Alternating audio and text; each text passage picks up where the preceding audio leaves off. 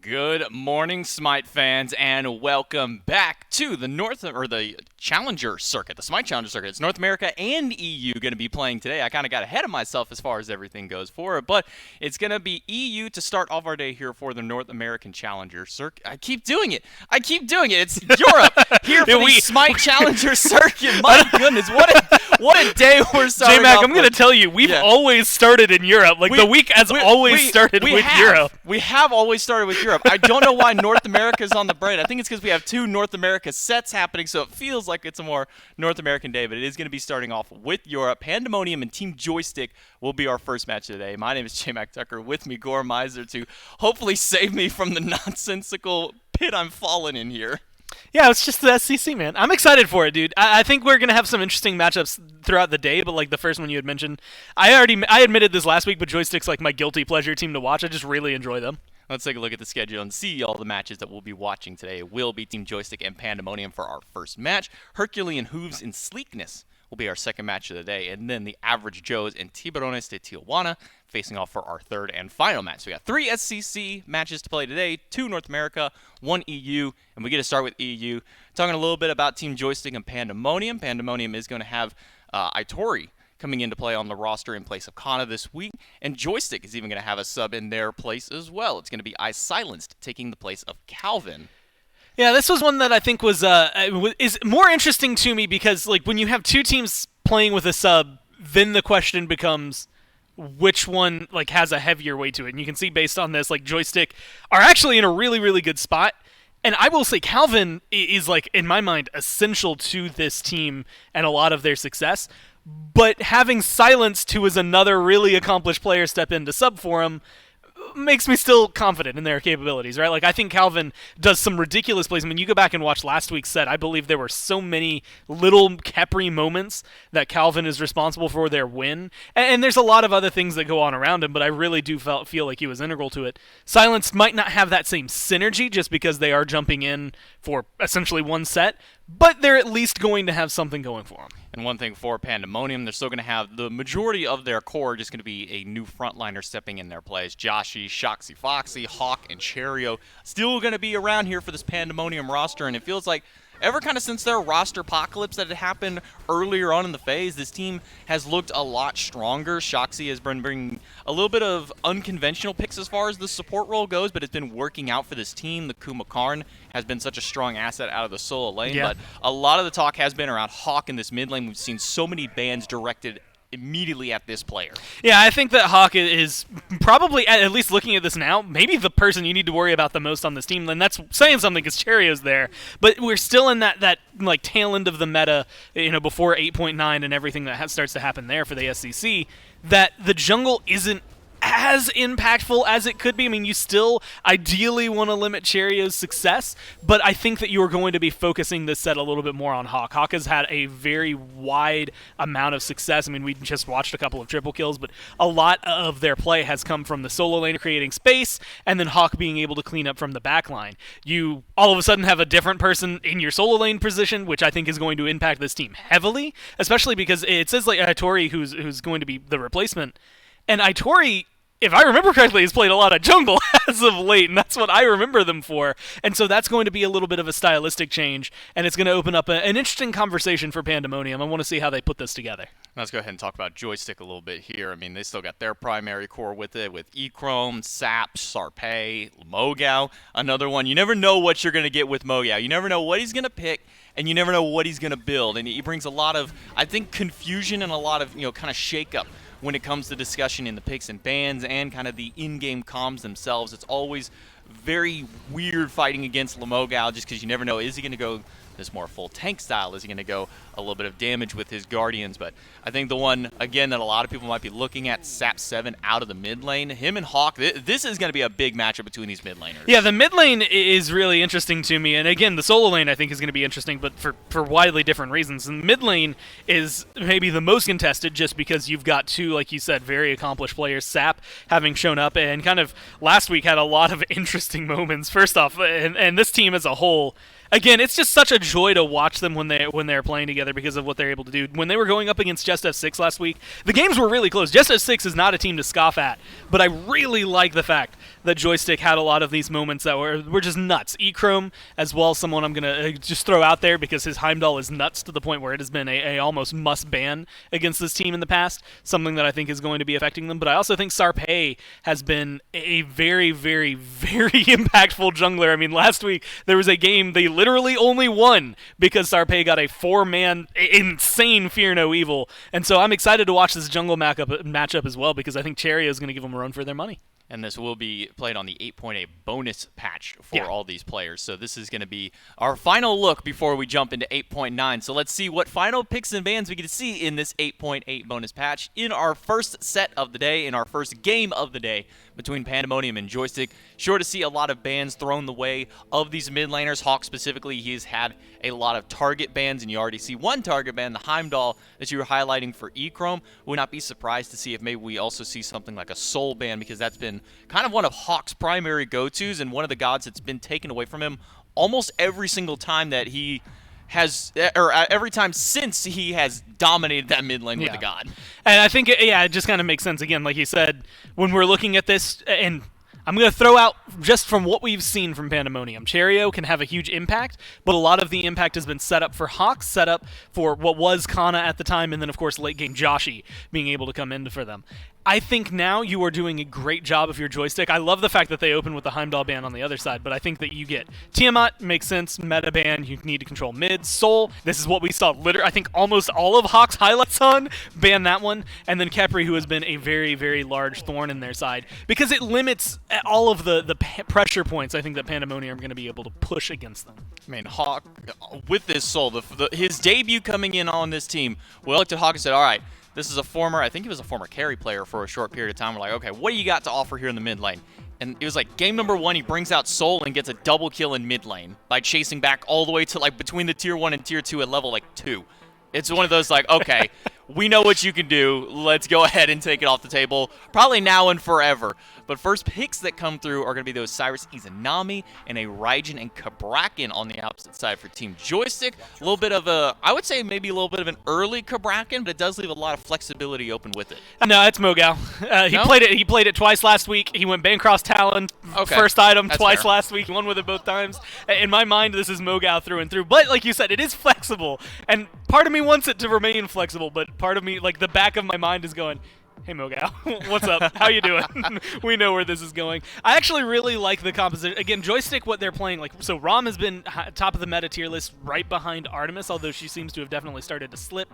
And you can see Raijin, who has been up there, I would argue, maybe the best mage outside of Tiamat, and honestly, maybe better than Tiamat, depending on who's playing, or we've seen some Tiamats that aren't as flourishing as the Raijin on the other side. But I really like, again, we saw some Giannis highlights from Hawk, really good for mobility. Izanami's really good lane pressure. Osiris is a little bit hit or miss for me, just because if he gets off to a great start, he's fantastic. If he doesn't, sometimes he can be fantastic still, sometimes he can't. If we go back to like the Phase 2 playoffs, that sticks into my mind very, very violently, where he just did not find a lot of success. And so I think Pandemonium are going to look for a lot of this early pressure. Well, speaking of pressure, Sobek locked in. If this does go over to solo lane, could cause some problems for this Kabrakan. As you know, Tremors is one of the primary clears that Kabrakan will have, so you have two ways of interrupting it, whether it be with the pluck, whether it be with the tail whip, and a 9th pick Circuit locked in for Pandemonium, with the Osiris locked in and the Sobek. I'm not 100% sold on where this Circuit is going to be going, because we have seen we've seen Cherio play this god. It was one of his highlight picks. So now I'm not sure where all these picks are going to be falling in line. And a 10th pick, Hunbots. now makes this Cabrakan more confirmed over for the solo lane there for Mogao. Yeah, and this is something they ran at least game 1 last week. I can't remember if Moonbats got banned away from them, but again, that was where the fear no evil that stands in my mind from Sarpe is from that play. And so it's just something where I expect virtually nothing. I mean, this is maybe the best case scenario for Pandamonium, because they have a team that, with a Serket, with an Izanami, and if it's Osiris jungle, then this will work. If it's Osiris solo, maybe we backtrack this a little bit. But they have a team that is going to be able to find a lot of early pressure, and that's going to keep Joystick kind of on the back foot. Now they're number 2 for a reason. This is a team that, if it goes late game, will do really well. But I do not expect to see Sarpe doing much until he hits 5. He's just going to be farming. Pandamonium versus Team Joystick, game number 1 in our first set of the day for the SCC. Hopping me to do it will be the Cabrakan going solo, tier 2 Talon Trinket, like you highlighted, where last week it was a Bancroft's Talon. First item out of Mogao, gives you some nice power, gives you some nice lifesteal, more than anything, just some sustain to keep yourself alive in that solo lane. Because of the picks that come through, will end up being a Sobek going support, with Cherio piloting the Serket. Tori will be running the Osiris in solo. And I like this. I like the impact, but it also makes me think that we're in for a little more of a patient game. Just immediately, because I don't think Pandamonium... Osiris wants to and is capable of getting things done incredibly fast. I also think Serket is. I mean, Serket, you can hit a 2-man taunt. We saw, I can't even remember who it was last week, just constantly hitting 2-man taunts. And so Cherio has a lot for setup potential and pulling Sarpe and Sap into really bad positions.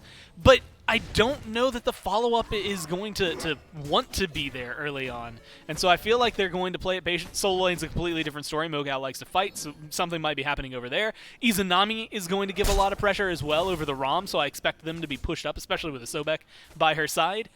But I don't know how impactful the junglers are going to be until maybe level 5. Cherio's making a very deep rotation to maybe try and fight for Mogao, but Mogao, he's not walking too far forward. After pushing a Tori under that tier 1 tower instantly, Mogao just backed up, and maybe he managed to see Cherio at some point walk over a ward, or maybe it's just that solo lane intuition. Man, I've already pushed him under tier 1 tower. Surely by this point, newer solo laner to the team, he's calling for some help from the jungler. Maybe I should just go ahead and back away. So for the time being, Mogao does back up. Cherio gets nothing off this rotation except for a couple of Harpies. He did manage to steal the back Harpy and that main Alpha Harpy next to the solo lane. Cherio's still hunting for some more. He's going to grab one more set of back camps, but maybe Sarpe can be there to interrupt him. He'll leap right over the wall and at least grab one of the Harpies and maybe look to just push Cherio back out. And Sarpe hit 3 first, so you can see Sarpe getting a little bit more of the experience. That's a lot of that just shared from mid as of right now, so he's able to strip away a little from Sap, but it ends up helping him. And this is actually a good position. He has a 2nd level in his overhand smash. He can get aggressive in the jungle still.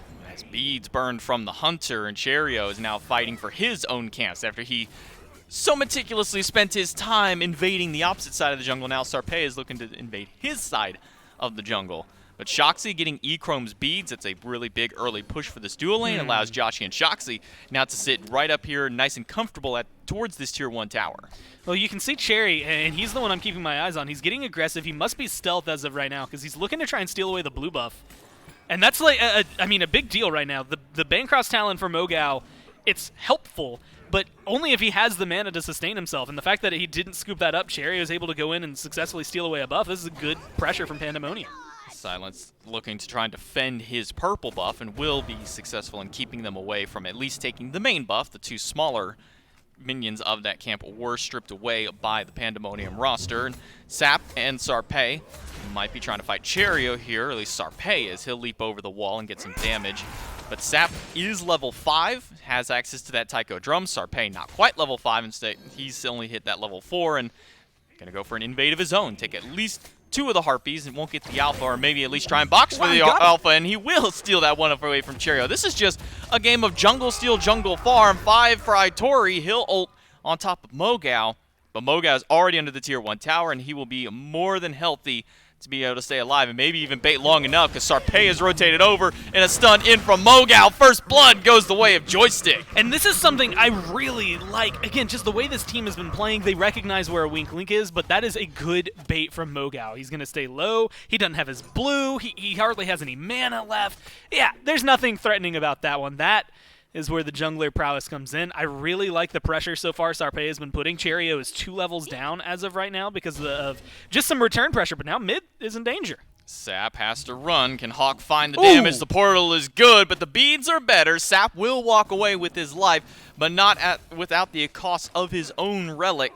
That's going to be on cooldown for another 2.5 minutes, while the rest of the team can start making rotations over. Now knowing that Sap's ultimate is down, that should be a beck and call for Cherio once he hits level 5. Yeah, I mean, you run over there, you should be able to grab him, but luckily with Tycho drums up, you have the CC immunity still. And that's the glory of Raijin. It sucks that your beads are down, but at least you still got something going for you. At least you're and not that's dead. where I think, yeah, a lot of the, well, yeah, not dead, but also you still have that CC immunity available to you, so you're not necessarily going to be threatened heavily by Cherio.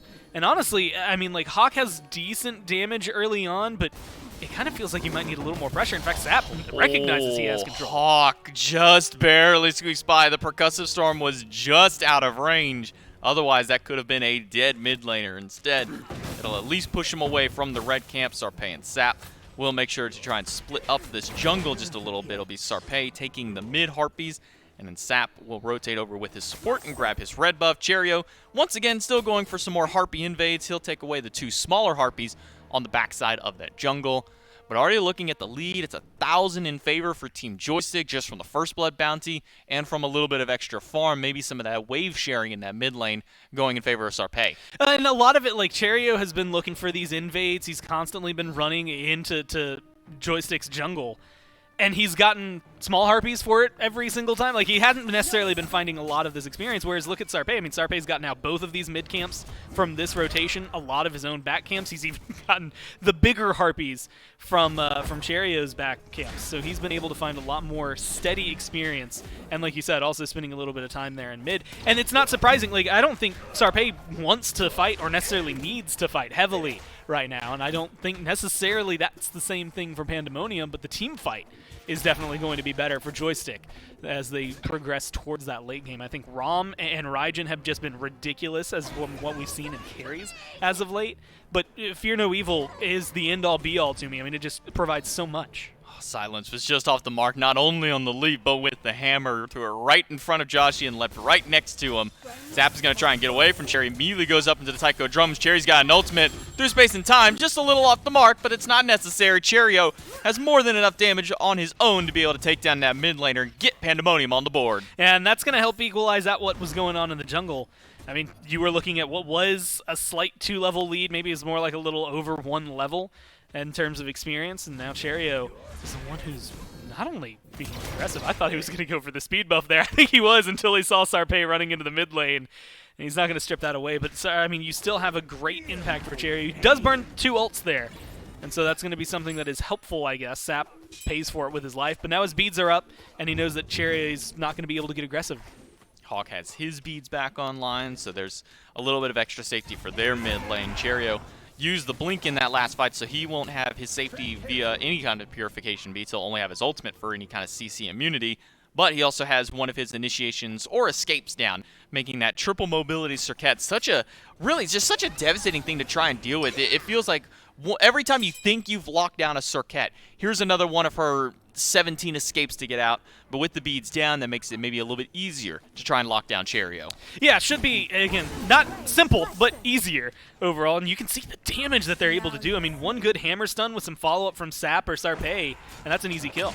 E-Chrome in danger here, but looks like there was no pluck available for Shoxy, so he's not going to go for the aggressive play. I like E-Chrome this. going to try and at least secure his purple buff, and it looks like he may have been successful in doing so. Now Joshi and Shoxy are the ones on the run. Silence and Sap have rotated over. Shoxy will separate from his hunter, and that may just be the death of the support. Taunted right back in to the clutches of E-Chrome, but an ultimate from Hawk may have been enough to get him out. No, it will not. Shoxy falls. Sarpé finds Itori on the opposite side of the map. Joshi's stunned out, no mana. I'm really surprised Team Joystick didn't continue the siege against this hunter, but they'll just let Joshi go. Hawk trying to secure the purple buff, but he may be the one in danger. He rotates out, but he does manage to save the buff. That would have been an absolute rundown. They ran out of mana. That's literally the only thing that stopped him is just, we don't have enough abilities. This is too dangerous to continue running at him. It doesn't matter because it seems like the right-hand side of the map is having fun. Mogao looking for Cherio. Cherio stealths in front of his face under the tower and just says, come at me, dude. Just run at me. I dare you. Yeah, I mean, it's a win-win scenario, right? Like, hey, you're going to come over here. You're Bracken. You don't have a lot of mobility. I'm not necessarily worried about it. He gets a good leap to get him out of there. So the perfect bait. Pull him away from where you're going. Make sure you're safe. But you also see Itori getting killed off in that engagement, right? So it's a big win for Joystick. They get a kill on each side of the map. They do pull a lot of ults as well in the process. Now they're getting aggressive in mid. Hawk has to be careful. Hawk gets stunned out by the support, but he will take the portal and get himself out. Shoxy lurking in the water, Sap in danger in mid, uses his beads instantly. Cherio does have the ultimate available, not electing to use it just yet. Will finally drop it on top of Sap. Sap trying to find his way out, but he'll take out one before the poison grabs him. Shoxy now on the run into the tier 1 tower. He'll make it back to safety, but it's a 1-for-1 trade. I think you're happy with that. Like, if I'm Sap, you're almost guaranteed dead in that engagement. The fact that you're able to pull one back is big for you. You might be able to do more because Fear No Evil. Hawk just got back to lane. Leave him alone, Sarpei. Picks him up by jumping over the wall. That's another kill on the board for Joystick. And look at the gold lead score. Now 2,300 gold and counting in favor of Joystick. Could be looking to grab Joshi, but they'll just get the stun and a leap over the wall. Now Joystick with the invade, with the kills, 2,500 gold and nearly 4K experience in their favor. And, I mean, for 10 minutes in, no gold fury taken. Like, this is all just pure farm and kills as of right now. We've seen gold leads like this dissipate. We know that Pandamonium aren't out of this, but this is such a good, comfortable lead for them. Sarpei really leading the way. This is something, we talked a lot about it last week because Mogao was going for this pretty much exact same build. And Aggro wasn't a huge fan of it, and I can still say that it's maybe not the most quote-unquote optimized solo lane build that you're going to get out of Mogao. But I will tell you, he's making it work for him, dude. I've got to give him all the credit in the world. First off, from what I have seen, it's got a 100% win rate. But on top of that, he has been able to do something with this Bancross passive that is just so helpful. Sarpei gets away from the through space in time, use the blink to get even further away. Mogao drops the wall, and now Hawk is stuck in the middle. Over half his health is already gone, and Mogao might be looking for more, but he has to walk away. Itori blinks in, looking for Sarpei. A blink under the tower for Sarpei, but that will not be enough. The ultimate from Itori is good. Mogao blinks away and still manages to find Hawk, taking him down with the combo. And now Cherio leaps in. Sap is here, diving in aggressively with the Thunder Crash in the midst of everybody. Ice Silence goes up in the Dragon, looking for any kind of target, but Shoxy is the one at half. Cherio looks for Mogao. Sap is in danger. Itori might be able to close the distance for it, but Silence is putting out too much damage with the breath. And this is why Mogao goes for this build. I mean, first off, look how long he has sustained himself with virtually no mana to work with. But it's the passive that comes through. The lower he gets in health, the more power he is going to get.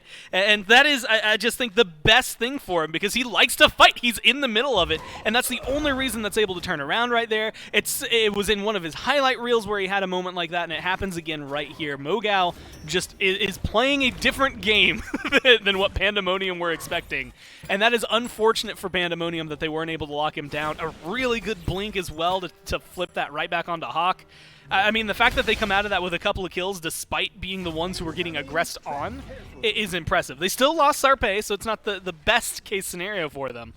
But that is a good play from Joystick despite Pandamonium trying their best. We alluded to it in the picks and bans. When you're going up against Team Joystick, you never know what not only is Mogao going to pick, but what is he going to build. Echrome, he gets a nice solo kill against Joshi right under that tower. But, I mean, going back to it, I mean, he did this before. You highlighted how he's done this before in a previous match where he ran this Kabrakan, got some big damage off, got some kind of awkward builds amongst the paths of it.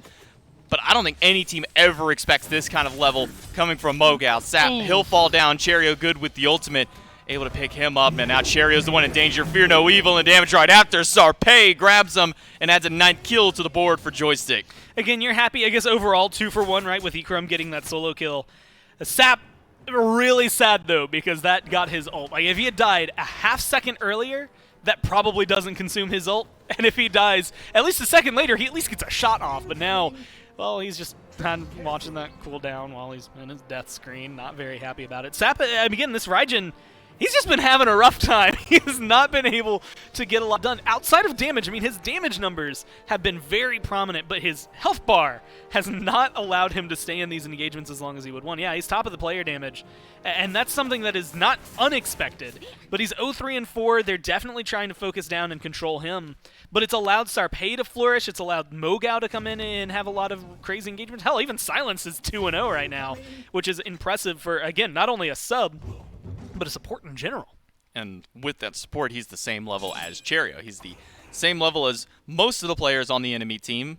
Granted, aside from Itori and Hawk, who are both sitting level 13. But when enemy support is sitting at the same or higher level than over half of your team, it's starting to maybe get into the mentals of these players. Maybe like, okay, we need to figure out a way to kind of deal with the support. Silence has been rotating constantly across this map. I mean, you can see him just casually walking through the jungle. Hi, Cherio, here's a hammer. All right, I'm going to go back to farming with my mid laner, Sap. Sure, Sap's been under fire, but I think Sap recognizes this, and he's just going to allow the rest of his team, as you said, to flourish from here. Sarpei, 4-1 with the Hun bots. Mogao, 2-0 on the Kabrakan. They're not too concerned about the mid lane, and Silence able to team up with one, takes down Cherio for another kill for Joystick. And this is the oppressive amount of CC they have. Not only is it the Fear No Evil, and realistically, it's a stun from Mogao, it's Fear No Evil, and it's the hammer from Silence. It's actually not that insane. I guess there's also some CC in Sap's ultimate because you can fear and taunt people, but realistically, you don't have so much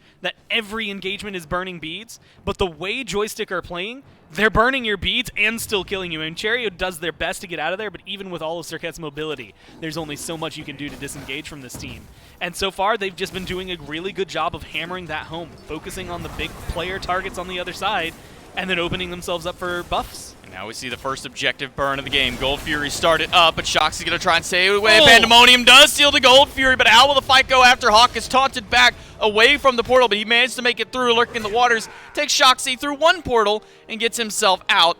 And the rest of Pandamonium able to make it out from the Gold Fury. It's a steal their way, and no deaths on the tail end of it. Big win for Pandamonium. Yeah, I mean, that's huge for them, right? You just got to walk up for free and take a Gold Fury away from a team that was in a pretty oppressively, not nothing that you couldn't overcome, but you were starting to sweat a little bit at this point in the game. Your back was against the wall, is approaching that 6,000 mark.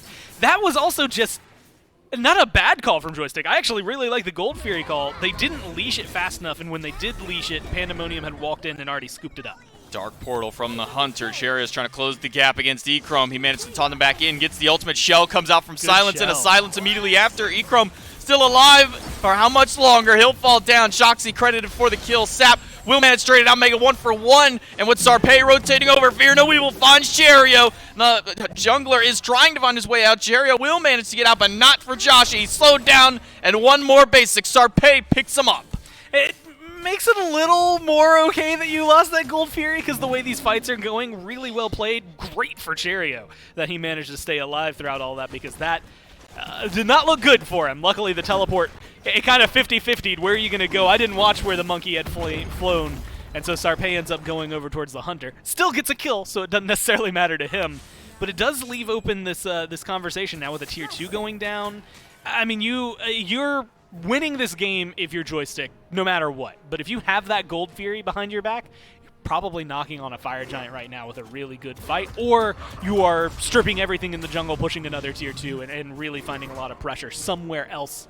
And I think that they are in that kind of position, right? That's where the shot calls really need to start looking. That Pyromancer seems pretty appetizing to me as of right now. Get a little bit of pressure somewhere on the map and force a fight out of Pandamonium while you still have a pretty distinct advantage, although they have all their ults up. Waiting for that Fear No Evil is not going to be a bad idea, but it should be up pretty soon.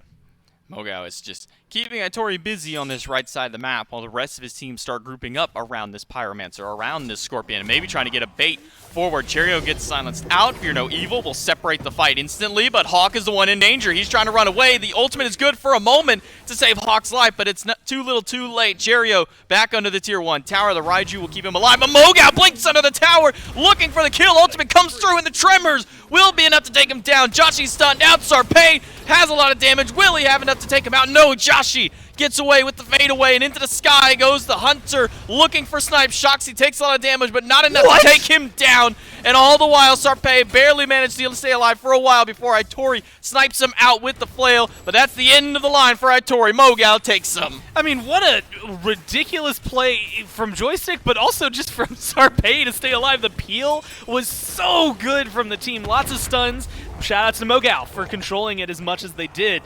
And unfortunately, you still lose your jungler. You get 3 of them in response, though. I don't think you're necessarily crying about it. A really awkward engagement because it starts not wholeheartedly from really either team. You try to catch out a little bit from Joystick, and you do, but you don't get as much as I think you would want when you drop something as big as the Fear No Evil. And yet they still manage to find the good follow-up they wanted to, still get a lot of pressure, knock down a tier 2 in mid on top of it, so you're sprinkling a little more gold into your pockets. I mean, they've only lost 1 tower on the side of Joystick, so they are more than happy to control the map this way.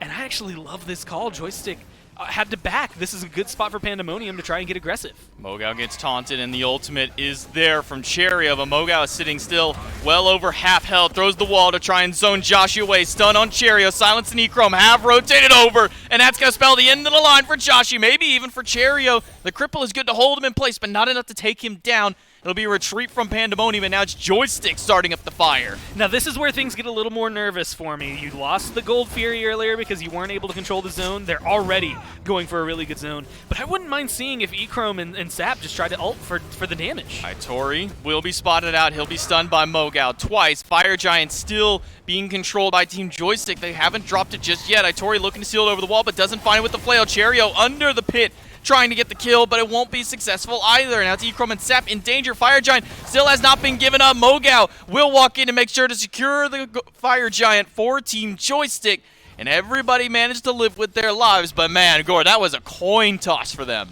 I mean, Itori is waiting there. If they had any vision in the FG pit, I fully expected that Lord of the Afterlife to leap over the wall, but that Sentry Ward paid dividends, right? It's such a small thing, 120 gold, and it's the only reason I think they're able to maintain that, because they didn't have full vision of the Fire Giant health bar, and so Pandamonium couldn't aggress the way they would. Otherwise, I think they have Fire Giant, and they're repelling this offense on the right Phoenix. Slow return from Pandamonium nets a Phoenix for Team Joystick.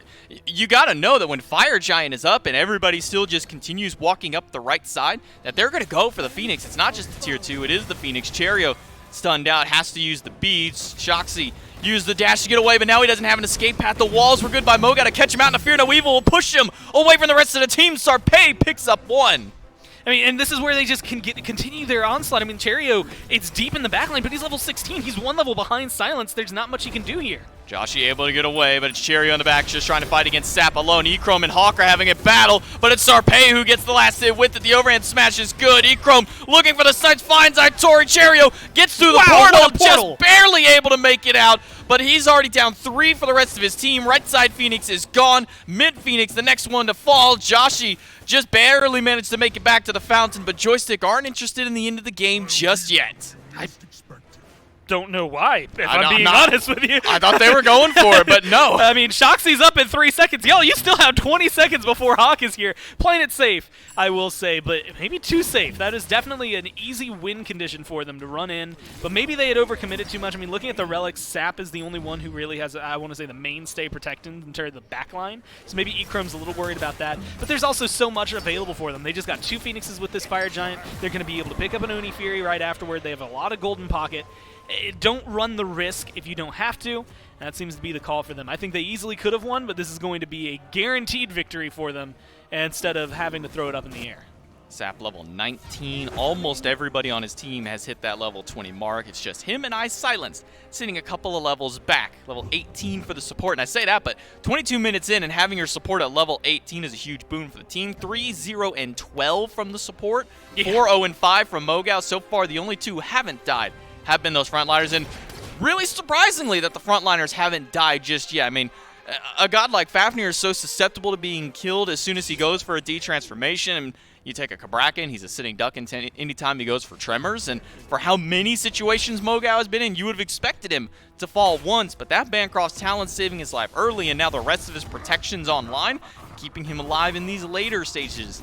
Now we move towards the left side. Phoenix, it's just Joshi here to defend, but it's Oni minions pushing up every other lane. And now that they've got Oni minions coming up that left side, it'll be a nice easy pick for Joystick, and maybe even more after. And for left side, those are just Oni minions. For right and mid, those are Oni fire minions. Like, they have even more pressure. Mid got dealt with a little bit easier. Cherio was trying to slow down that right-hand onslaught, but you can see how massive that wave was in terms of its control. And so this is putting a lot of pressure onto Pandamonium, but now Joystick, this is why waiting, especially in the scenario that they were, is going to be a little more awkward for them.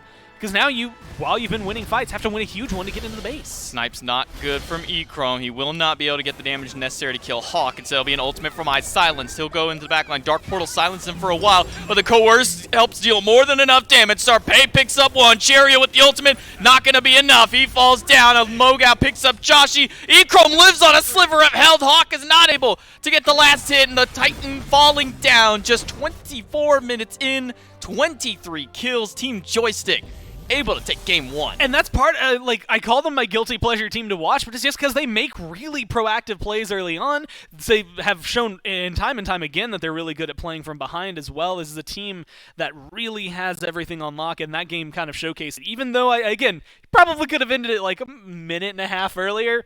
Who cares? I mean, you're able to go get the Oni minions, you knock down a third Phoenix, you find a lot of pressure throughout all of their picks. And the thing is like, they're playing Kabrakan solo. They're playing Hunbatsu, who isn't really meta. Like, what are you going to do? Just shift up these bands and let them have the meta? Like, it feels like they're just in a good spot. It's one of those tricky situations for them. Pandamonium, they fall in game number 1. Can they bring it back in game number 2 and send us to a game 3? Well, we're going to cut it to a break. We'll come back to get set up for it.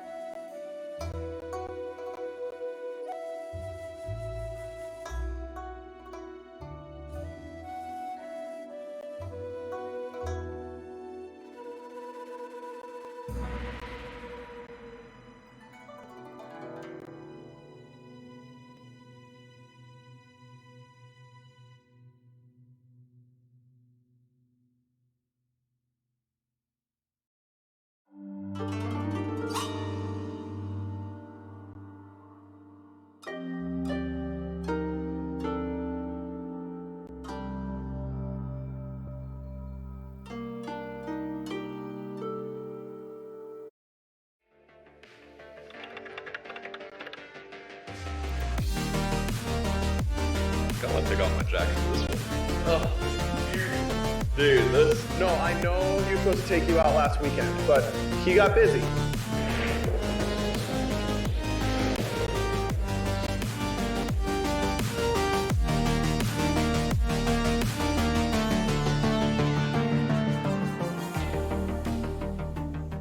Welcome back to the Smite Challenger circuit here in the European region. Pandamonium and Team Joystick facing off. Joystick with a Game 1 victory. If you want to see any of the behind-the-scenes action that goes around for the Pro League, the Minor League, or anything that happens in Smite esports, you can go over to youtube.com/SmitePro and see all the behind-the-scenes footage, whether it be interviews with players, some of the 1v1 action that we have between some of our pros, or even just some fun trivia or anything else and everything in between. You'll go over to youtube.com/SmitePro to catch all that behind-the-scenes action.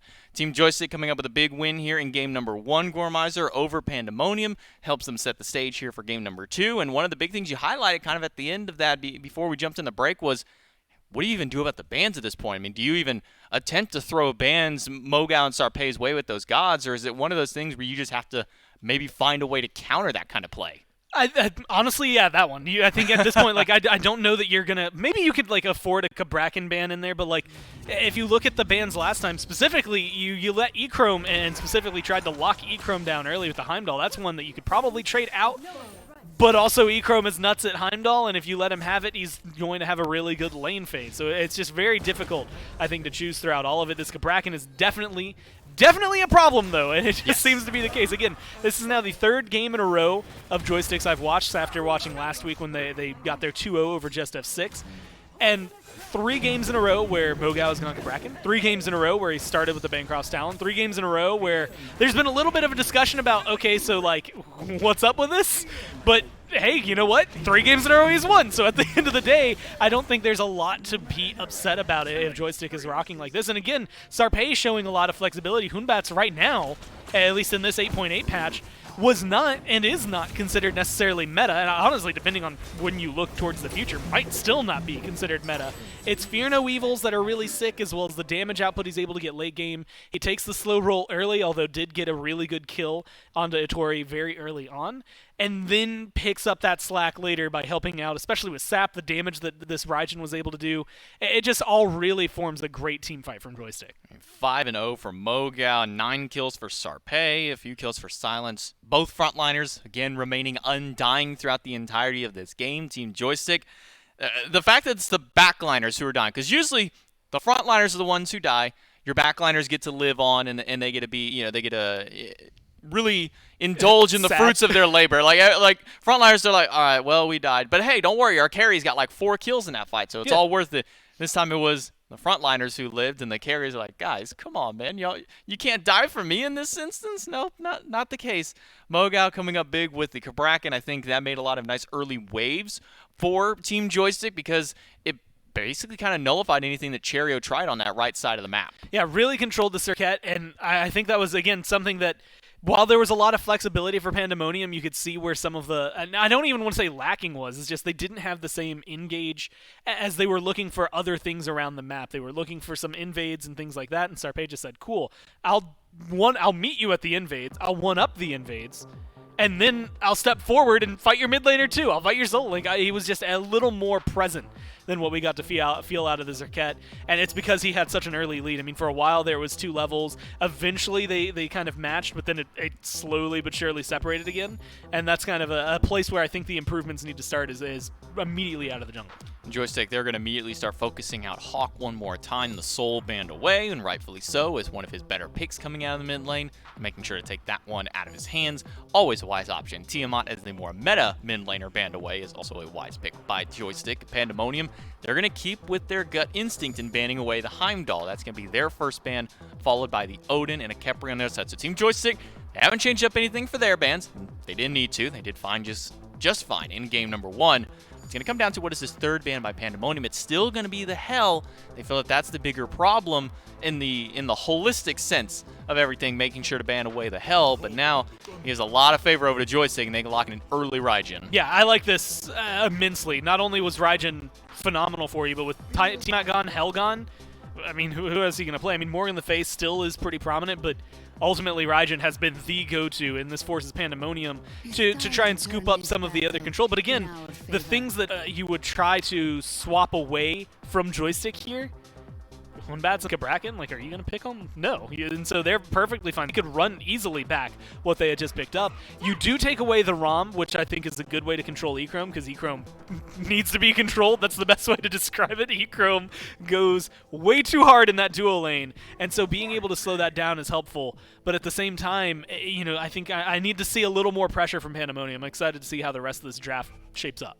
It will be an Athena for Pandamonium and looking at a Loki for Cherio potentially for their third pick before they go into the final round of bans. The Kraken was locked in one more time, going the way from Mogao, and an Artemis in response. They want to get a Hunter early for Echrome. That seems to be Team Joystick's primary focus, is make sure that Echrome has something meta, quote-unquote, and also make sure that he has something comfortable to play on.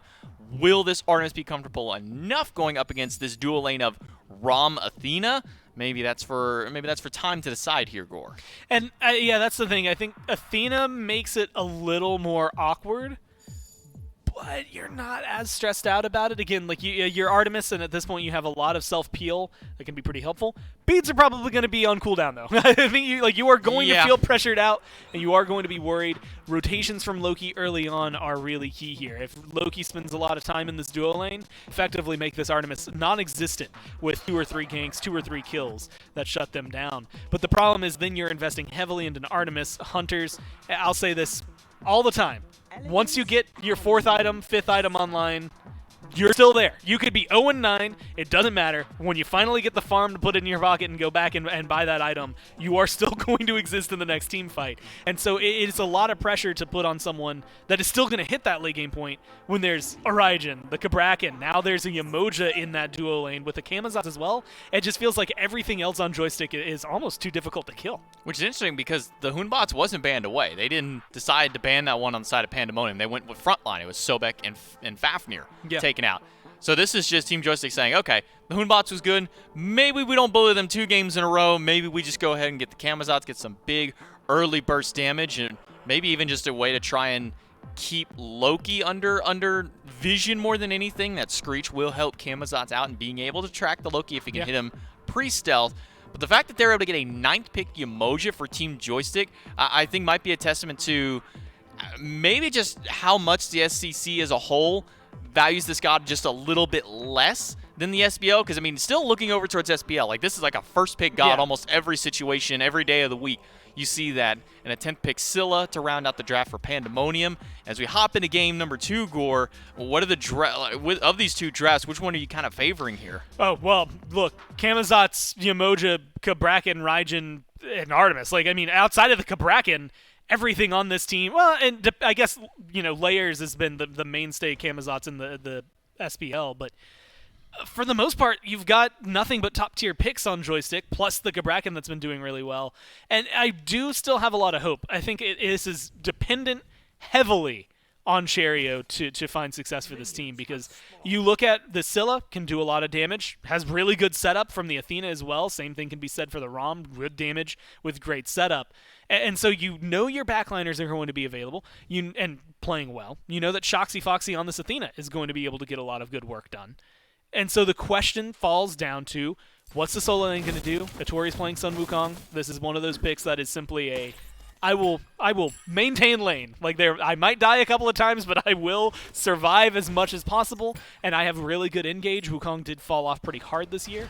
And so the question mark falls down specifically to Cherio. How are you going to engage, and who's your primary target? And is it going to be enough? Because if he falls behind in levels again, I think we're going to see Sarpei take off.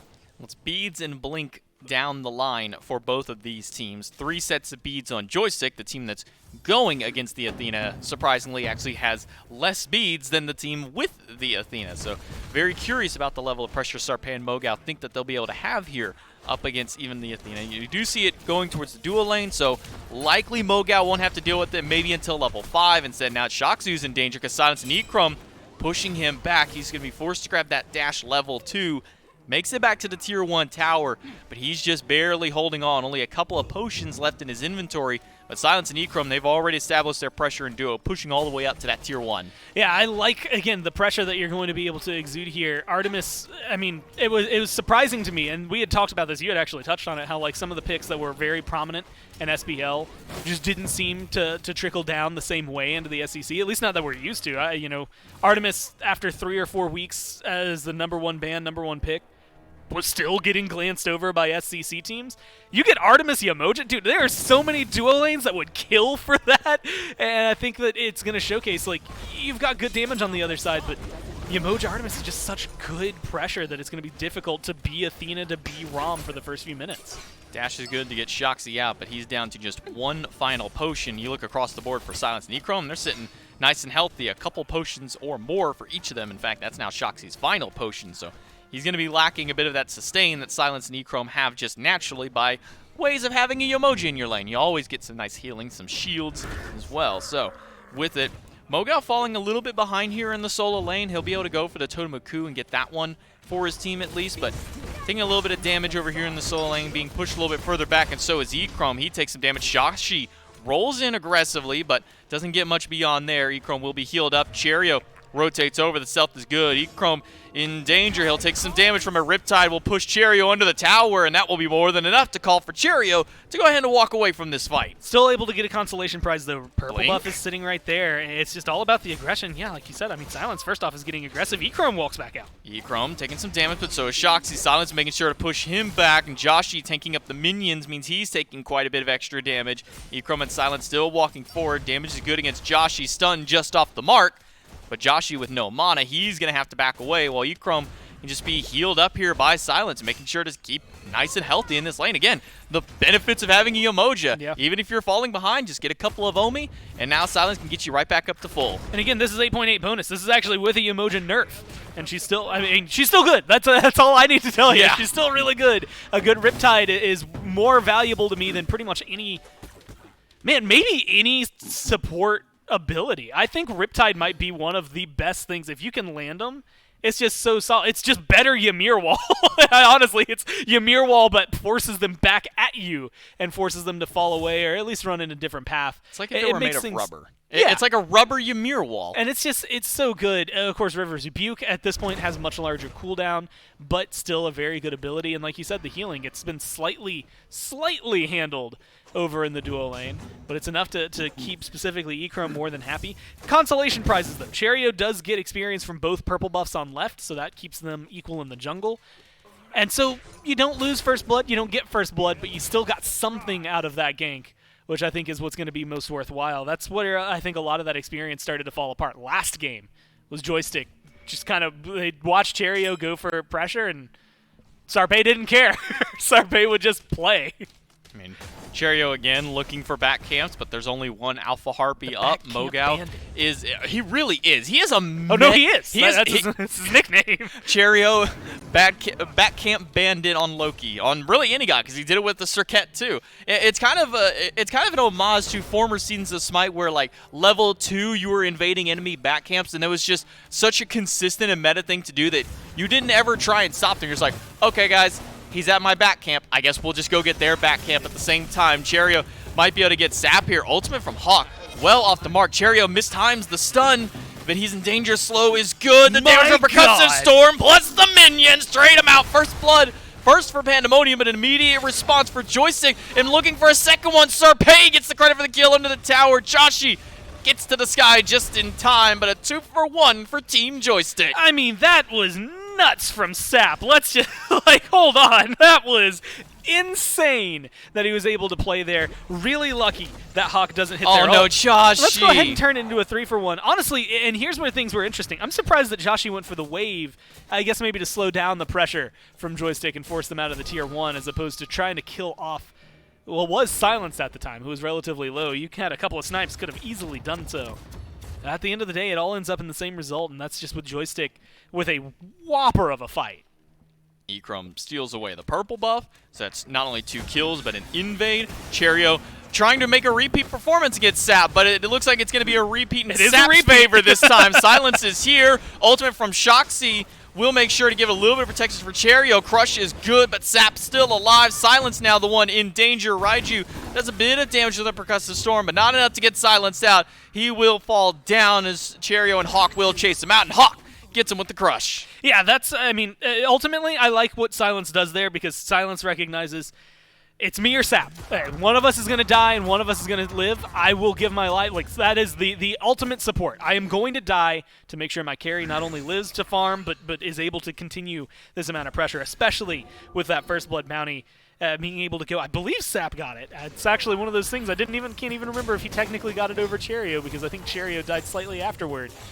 But it doesn't matter because he's able to do that. Shoxy paying for the sins of the rest of his team. They get the red buff. Congratulations. The life of a support. But you lose the support. Sarpei trying to find Hawk, but misses with the Vampire Bats. Now Sarpei may be in a little bit of danger. Cherio drops the decoy. Not going to get enough damage. Joshi, all the while, it's a solo kill for Echrome. That pressure that he got earlier on is not going to stop anytime soon. Sarpei will grab the mid camps, but Joystick with 5 kills already on the board. A kill per minute so far this game, Gore. Echrome was able to get a solo kill last game, gets another solo kill this game. I think Echrome's just good. That is a statement I am very okay with putting my name on. Echrome is just good in the duo lane. And again, the way that they've been playing, the fact that they're so good on Heimdall that it forces a ban. Then they play a Nuts game on Rom. So far, really good Artemis game as well. I just think it just goes to show that it is difficult to control this duo lane. And it's that awkward moment of like, man, is it worth banning the Heimdall if they're just going to perform just as well elsewhere? Where you still have Sarpei. I mean, again, Sarpei's not playing anything that's high meta. It's not like you're missing out on the bans. Yamoja and Raijin maybe are the two that are standing out the most to me. Sap, I can think of no reason Sap should be playing Raijin after the performance we saw, even despite the kill deficit. And I mean, right now is only 2-1-0, but last time was like 0-3-4, but still top damage at one point. I think that this Raijin just controls way too much in the mid lane and is making it a little harder for Hawk. Joystick kind of feels like one of those teams that have a very Titans vibe to them. It's one of those teams where they're not necessarily playing the meta picks. They're not always going to grab exactly what's meta. They'll play it when it's available, but they're not too worried about it because they can just dominate on almost anything else. Echrome finally going to be under pressure. Shoxy will get the credit for the kill. Joshy's going to get some snipes against Silence, but not enough to take him out. It will be a 1-kill trade here for Pandamonium. Maybe looking for some pressure against the tower, but Silence makes sure to clear the minions out. 3 ults for that kill. No beads used. Echrome did drop their ult, though, so I guess ultimately it's still... I mean, it's a kill is a kill is a kill. And that's exactly what they're looking for. But now they might be able to get Sap. Sap in danger. I'm a monster popped, but hasn't found a target just yet. Sarpei leaps right over it. Cherio has no escape path out. Sarpei gets him with the bat out of hell. Red buff invaded one more time. They're able to get it, but just like the last time, they lose one. This time, instead of the support, it's the jungler who falls. And, I mean, it feels like it's still a little worthwhile for Pandamonium getting the red buff, and they got that kill on Echrome, and Echrome is who at this point, I'm very worried about when they join the rest of the fight, because they were able to get that solo kill on Joshi, but that helps Joshi out in the lane that has been suffering up to this point.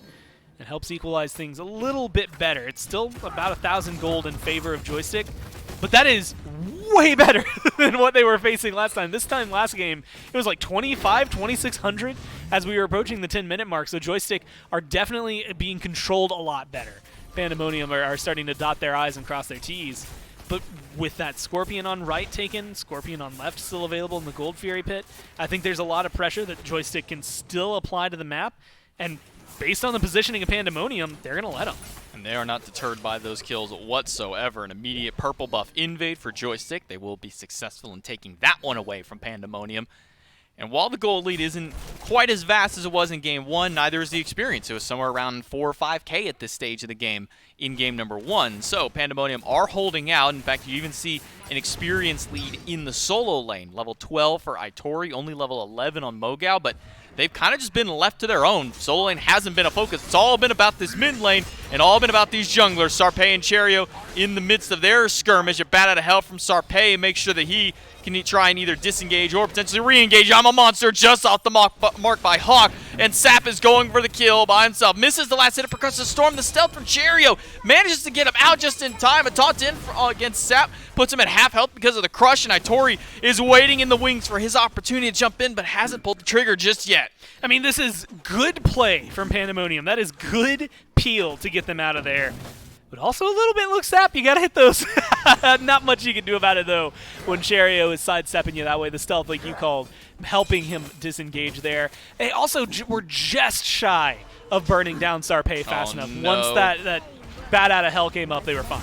Sap takes a lot of damage, but he might look to return it right back to him. Ultimate comes out from Silence. Shoxy on the run, gets out of River's Rebuke, but Sarpei's here, but there's no mana for the jungler. He's going to have to walk away. Meanwhile, Cherio, full health, full mana, but only level 9. I didn't even notice the level disparity between these two junglers. Sarpei is 3 levels up.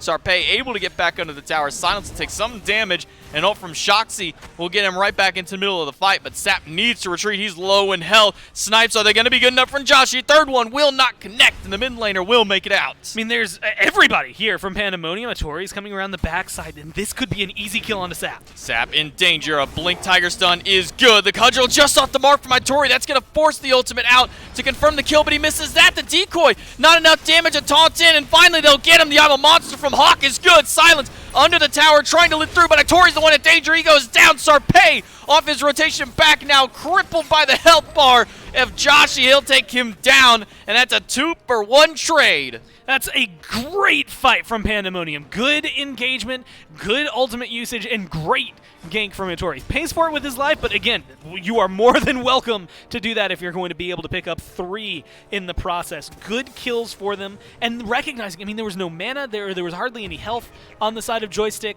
If that is a fight that you do not take, then you are almost willfully letting them take an advantage away from you. They get a lot of pressure onto this tier 2 in mid, and then having knocked down the tier 1 on top of it, they have so much more wiggle room to work with in this map than they had any time last night. Shoxy's in danger, and so is Joshi. Both of the dual lane fall down. It's a solo kill for E-Chrome, and it's a 2v1 to take down the Hunter Team Joystick. Able to pick up 2 kills, put their kill count to now 9. We're just 13 minutes in the game. We actually have more kills than time so far in this game, Gormizer. Yeah, maybe I was right to call this the North American set, because this is just feeling like the old style of NA, run it down as early as you can kind of play from this team. I mean, this one definitely has a lot more fight than I think, honestly, we're used to, period. But I like it because it's not just like, they're not fighting over nothing. They're not necessarily losing an insane amount during the process of it either.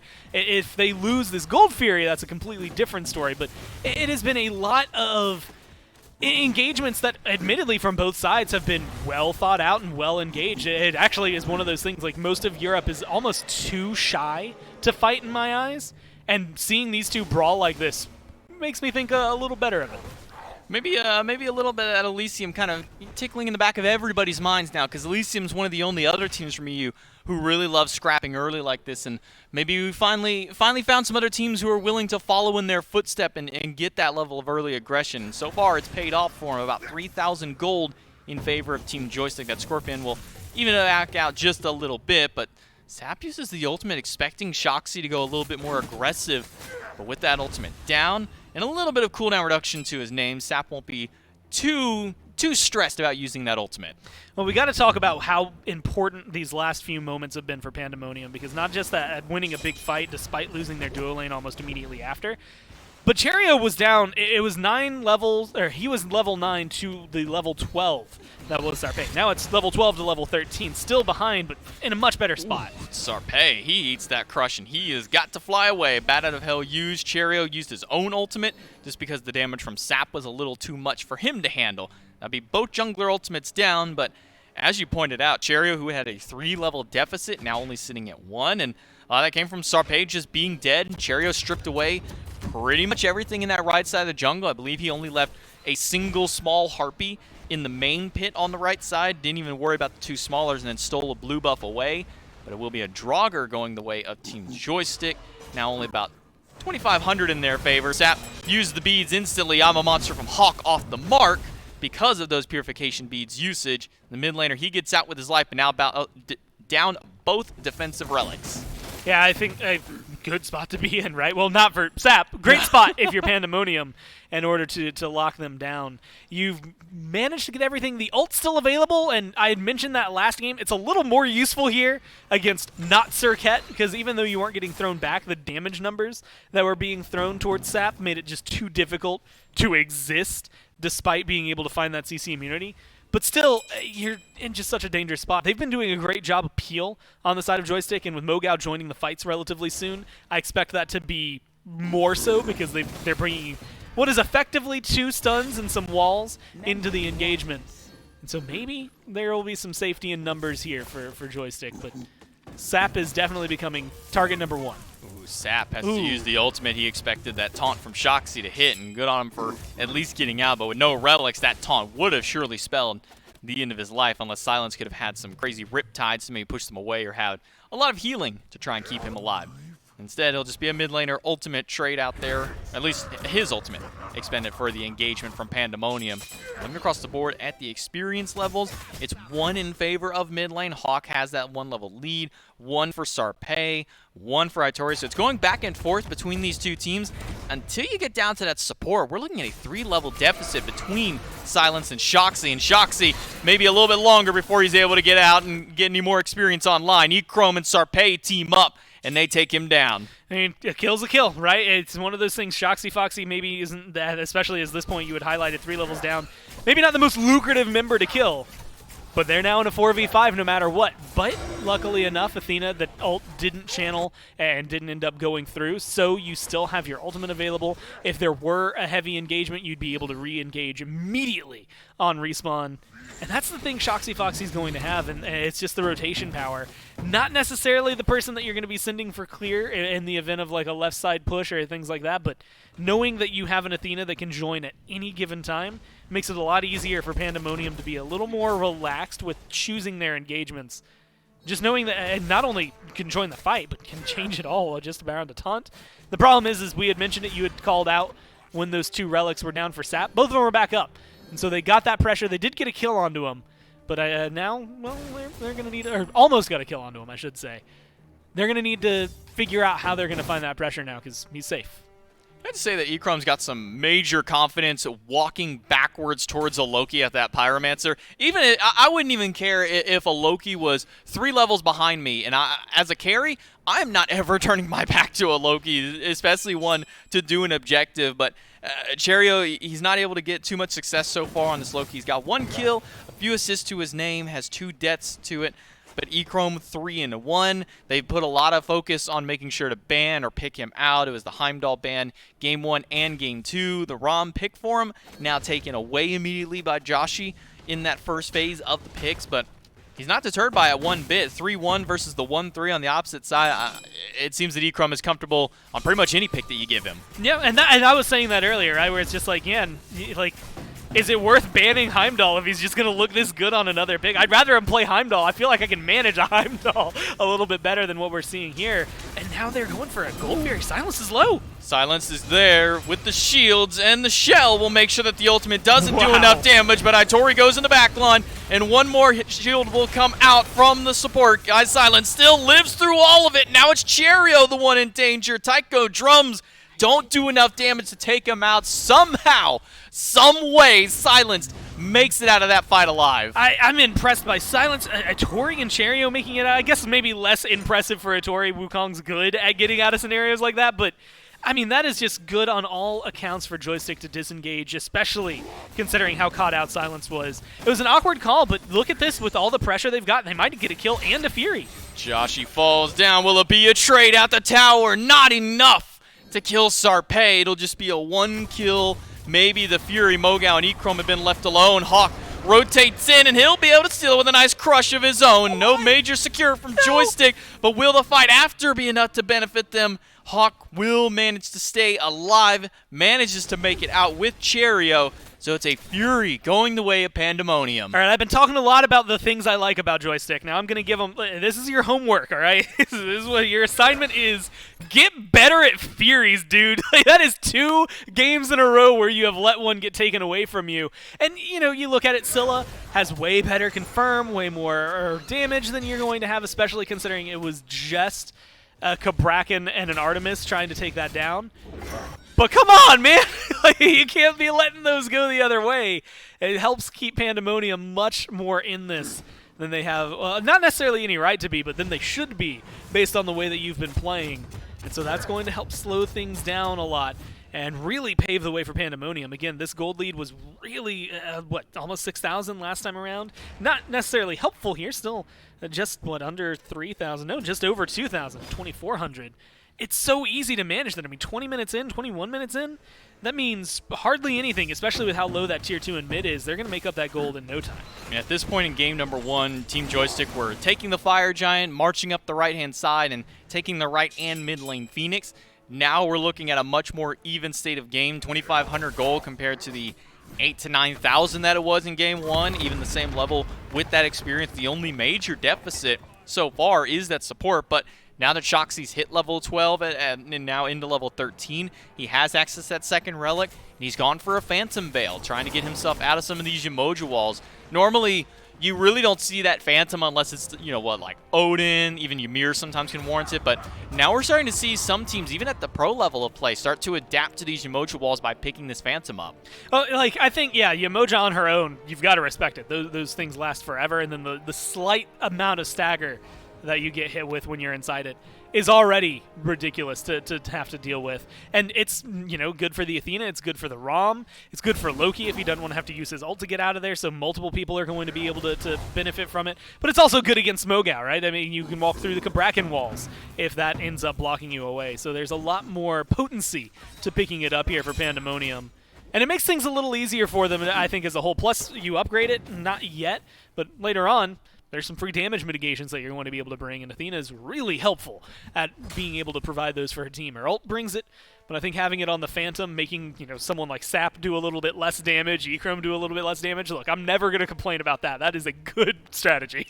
Especially if you can get a combo of that ultimate and an upgraded Phantom Veil on one of your carries. I mean, you're looking pretty hefty damage reduction. They're going to be feeling pretty safe anytime that combo hits them, but for now, it's back to a stalemate across the board. Neither team really looking to aim towards any of these objectives. Pyromancer and Fire Giant are both up, but with all 5 members of both teams still alive on the map, neither of them are really looking to pull the trigger. Instead, they may just be looking for an opportunity to get a kill or a pick here in one of these lanes, but even then, everybody is just more interested in this farm. That is until Team Joystick start this group up and maybe look at this Pyromancer. I've got to keep my eyes on Joshi. He had a really good ult in the last engagement. I think Hawk, you have to watch Hawk like a Hawk, because anytime that Scylla is able to get into an I'm a Monster, and if it hits, then that is almost a game changer.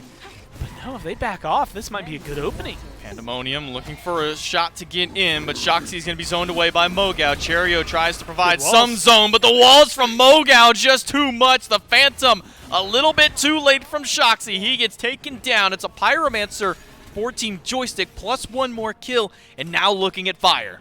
I'm a Monster still available. You have Rom. Joshi's on the other side of the planet, so you don't have to worry about the snipes. It is just Cherio's damage that he could find a pick, and Hawk that you have to worry about. Cherio, he's going to be forced to ult away. Sap uses his own ultimate, but cancels it immediately. Now Itori rushes into the backline, finds the kill against Sap, and Hawk is running as far away as he can, but Sarpei picks up Cherio. Mogao hunting for Hawk, but it's Sarpei who grabs him. Double kill for the jungler. Itori crashes out of the Nimbus Cloud, and he'll pick up a double kill of his own, but it's just him and Joshi left alive, and Joshi is more interested in the split push. And you know what? I actually like that. Joshi just got 2 Tier 2 towers, and look, his team is barely winning that fight if it weren't for Itori. Itori does a great job. Kills off Sap, kills off Echrome. Might still get caught out, might still get burned down thanks to Mogao. But with Shoxy rejoining the fray, it makes things a little more, I guess, a little less lopsided, and still makes it still feel beneficial for Pandamonium. What was approaching a 3,000 gold lead has now been limited back down to about 1K. Tell me your fight goes on for a long time without telling me the fight goes on forever. Shoxy dies. Whole team fight happens, and the team fight concludes when Shoxy respawns and ults on top of Itori to make sure that he has a path out. The taunt was good to make sure the Tremors don't whittle away at Itori's health bar, but what a long engagement here for Team Joystick. They're sitting, as highlighted before, on about 1,300 gold up over Pandamonium. The experience leads vastly do not matter at this point. You're looking at 1 level down in the jungle for Cherio. You're looking at 1 level down for Shoxy, and everybody else is level 20 at this point. So as far as it goes, the experience no longer matters with the gold dead even. Team Joystick, they now don't have that major advantage they had in game number 1. looking for a Gold Fury, while on the other side of the map, Pandamonium may just be starting up fire. Honestly, if they had stuck to that call, if Mogao hadn't showed face over here, and Mogao, yeah, Ooh. Mogao's dead, but Mogao pulled them off the Ouch. Fire Giant long enough that the Gold Fury call was able to be successful for his team. But I don't know if they have the fight now to put up with the FG. Sarpei fighting against Itori and winning the fight against Itori, but Fire Giant at half health for Pandamonium. Can they burn it before the rest of Joystick make it in? Crush is there to secure it, but Joshi is in danger, and so is Shoxy. He gets hit by the Caledonian Boar, and that's one picked off. Sarpei getting the credit for that, and Itori What a on riptide. the run up from the back line. Joshi in danger under the River's Rebuke. He'll be able to dash away, but not far enough. Sarpei leaps in, finds one, bat out of hell, has so much damage. Hawk is gonna fall down. Triple kill for Sarpei. And this is just such a good spot to be in. You lose Mogao, you lose the Fire Giant. That is a huge deal, but you are now in a great position to start turning this onslaught around with all of the towers that Pandamonium have been able to take down, but now you lose Sarpei on top of it. Itori, look, Itori has single-handedly saved this game. Itori killed Sap and E-Chrome in the last fight and now has slowed things down by killing off Sarpei. Itori is doing everything in their power to make sure that Pandamonium can stay in this. That Fire Giant doesn't happen without this Wukong finding those kills. And this is where the map state really has to be equalized. I think if you're Joystick here, you've got two towers standing and they're both in your right-hand lane. You need to pick up some pressure anywhere on the map to slow down what has been the last few minutes of nothing but great from Pandamonium. Pandamonium, they were able to get towers earlier on, and that Mosto evens out the state of the game here. We're still sitting 2,600 in favor of Team Joystick, but we're looking about dead even as far as the towers go. Tier 2 towers for Joystick to grab. They'll look at the one in the left lane with the minions there. They'll be able to take that, no problem. So that's another 1,500 golden. Maybe another kill because Cherio walked too far forward, but they're not willing to full commit to taking out Cherio. He'll make it back to the Phoenix, make it back to safety.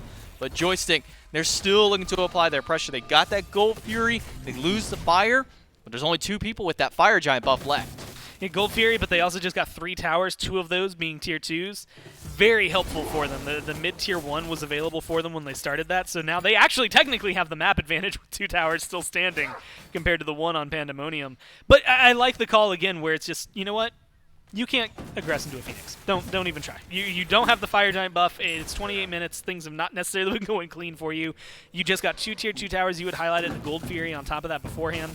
They spin the gold, and they're able to come back forward, not only with upgraded relics, but finishing off some of these really key items. Soul Reaver's now there for Sap, who also has the Rod of Tahuti. They're able to pick up some protection items and really set themselves up for more success in this next engagement. Admittedly, after they have to wait about 2.5 minutes for not only the Fire Giant, I guess a minute and a half for the Fire Giant to disappear from Pandamonium, and then another minute because they have to wait for the Fire Giant to respawn. They're in a great spot for a game that cannot happen just yet. They have to look at something like the Pyromancer, little objectives until the big one's back. I'm interested in how the 5v5 is going to look for these teams because that last fight wasn't 5v5. Joshi pretty much was non-existent in that fight as far as the team fight portion of it goes. It was a 4v4 because of that. And this is all we're going to see so far for the 4v4. These 5v5s, I can only imagine, are going to be even more deadly between these teams. Fire Giant buff is about to wear off another 50 seconds, but a taunt in by Shoxy may have sealed his own fate. It's a dive in the backline from Itori. River's Rebuke come out to zone him away, but he gets up on the cloud just in time to make sure that he can sustain. Mogao a little bit low of his own health bar, but he's got a Yamoja to make sure he can keep nice and topped off. And this is, I mean, silence has been the key to this. This Yamoja has been not only there with the shell, the shielding that comes in from the heal every time, thanks to that Lotus Crown. It's just been so effective in the middle of these fights. But you can see when it's not there, like Sarpei just kind of ate a lot of their health bar.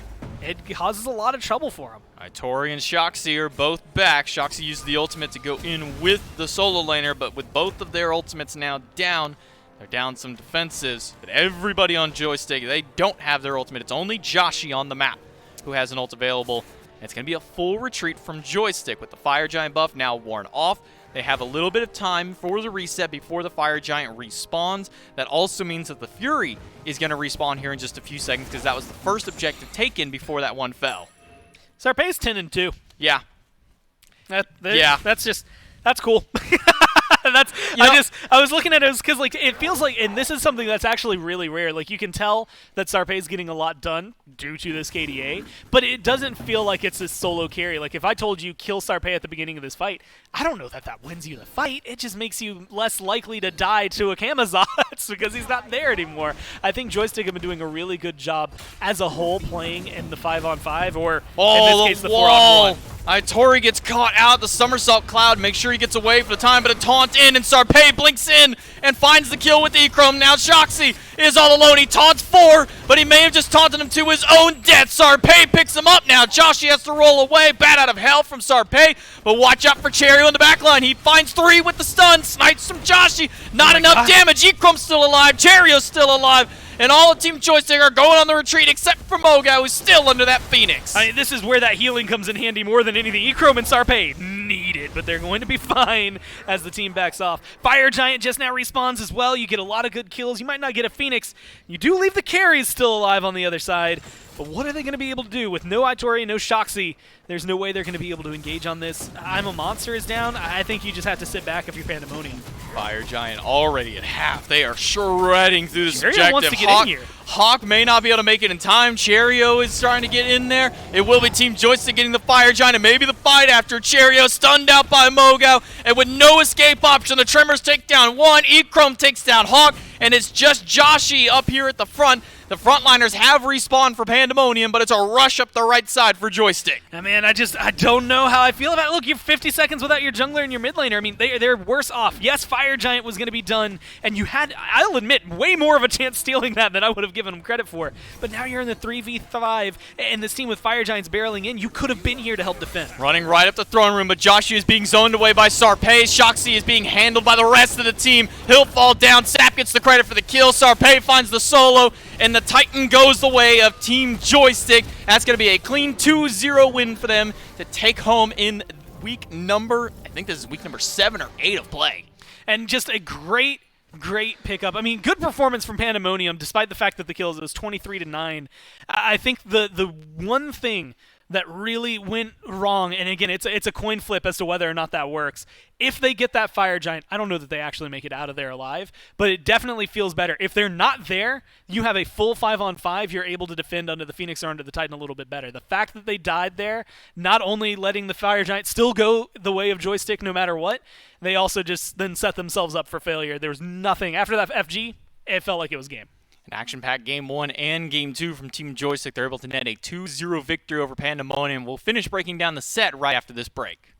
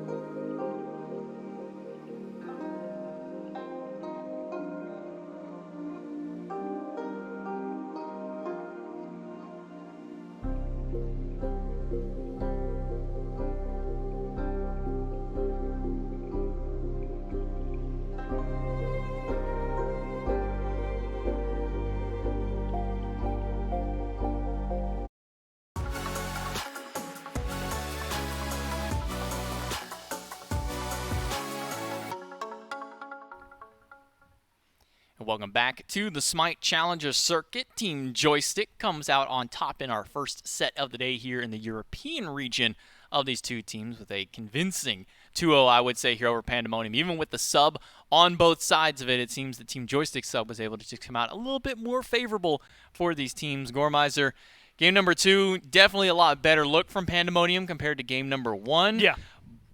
But you highlighted it best at one point. Sarpe was just a quiet 10-2 before we got into that last little skirmish, and it only got worse from there. Team Joystick able to run it down. Didn't even really care about that fire giant all too much. They got it, but maybe at the cost for Pandamonium there, maybe making a very risky play, trying to send 2 people to try and steal it. Yeah, I think that you look at, honestly, a couple of engagements even prior to that. The only reason Pandamonium kept up the way they did was Itori getting really good kills. There's at one point he killed the backline. I think at one point he killed Sarpe. Really helped keep Pandamonium in this. And then, yeah, they just unfortunately overcommit to a fire giant that was it was a coin toss at best to begin with, let alone afterward. Once they die, it felt like that was the end of the game. Then they just had to do the due diligence of killing the Titan afterward. I think they had a lot of better fight back, I should say, from the Pandamonium players, but you get so many amazing plays. Sarpe was able to get aggressive several times, bat out of hell, showcasing exactly how secure and safe it is in a lot of these moments. And a lot of the good kills Pandamonium would get picked up, especially after they got I think they had like a big 3-kill sweep somewhere around this period where they were up or down at 2 kills, then they jumped up to 5. Every single one of them seemed to just be met with 1 or 2 kills on the other side, and they just had too many good plays, too many close calls on the other side, or as a whole, that there wasn't a lot. I mean, even 1-for-1 trades like that ended up being maybe more in favor of Joystick because they started putting pressure elsewhere on the map. And that was how the game opened up with the first blood there, with a trade between Sap and Cherio, where that should have just been all Cherio, but Sap makes a huge turnaround play, gets the Raiju Sap is nuts on Raiju. I think you could have just stopped at Sap is nuts. Yeah, and it may but also on Raiju. I mean, on Raiju too. 25,000 player damage, 29,000 for Echrome. So yeah, sure, you put a lot of focus against Echrome. That didn't slow down the rest of the team. Echrome did just fine on his own. Sap put just fine on his own. Sarpe into 12-2 to close that game specifically, and I can't even recall how many kills he had in game 1. I think 9. So he comes out with like 21 and like 4, I think, was his final slash. I mean, what a crazy set for Sarpe, what a crazy set for Team Joystick, and they're able to win it. Let's take a look at the schedule for the rest of the day and for the rest of the week for the SCC. If you're just now tuning in and you want to see what all we still have in store for today, we have the Herculean Hooves and Sleekness facing off. That's our next set coming up. And the Average Joes and Tiburones de Tijuana will be the third and final set of the day. And then there's still Elysium and Snake Hunters. That's a matchup that most people should be looking forward to. That's sure to be a bloodbath between them. Goodnight Nick and Just F6. And then Sturdy Artisans and Winter Dogs will be our set on Saturday. And that'll be another big NA matchup between 2, I think, top 3 teams out of there. And with the results of this game, that is going to put Team Joystick still sitting at the top, but now only 1 loss behind Elysium, 6-2 for their name. Depending on how Elysium's set goes, look, like Snake Hunters, they're 1-6. I'm not going to put all my money on them, but like if they go for the long shot and they're able to do it, they could force a tie up at the top, which I think is really big. That showcases, one, I think how important Joystick is and how well they've been playing, but also showcases that, Elysium, despite what we've seen in the past and what has happened in Europe, aren't just going to gravitate towards the top easily and alone this time. They do have some teams on their heels that they need to worry about. And I think one of the big takeaways for the SCC and really both of these regions is, yes, there's teams that are sitting well at the bottom of the chart, the 1-6s, the 2-5s, but these are very tight regions, and it just comes down to somebody's got to be at the bottom. It's unfortunate if you're the team at the bottom. I'm going to say it, and I have no qualms about this. Just of 6 is the best 1-6 team that I have ever seen. Like, their score is unfortunate because I think the way, especially they played last week, I'll have to watch their games throughout this week to see if they can keep it up and consistently. But they looked really solid when they played up against Joystick to the point where they were virtually going to win one of the games. Just a couple of mistakes cost them that one. They are a team, and I think that showcases all of Europe, as you had said, that the bottom is not too far away from the top. That's all for the European SCC so far for today, but we still have 2 NA sets. Herculean Hooves and Sleekness will be our second set of the day. That'll come out right after this break, so we're going to cut it away for just a few minutes, and then we'll bring Dulcin and Mifflin in to bring the action for our first NA set.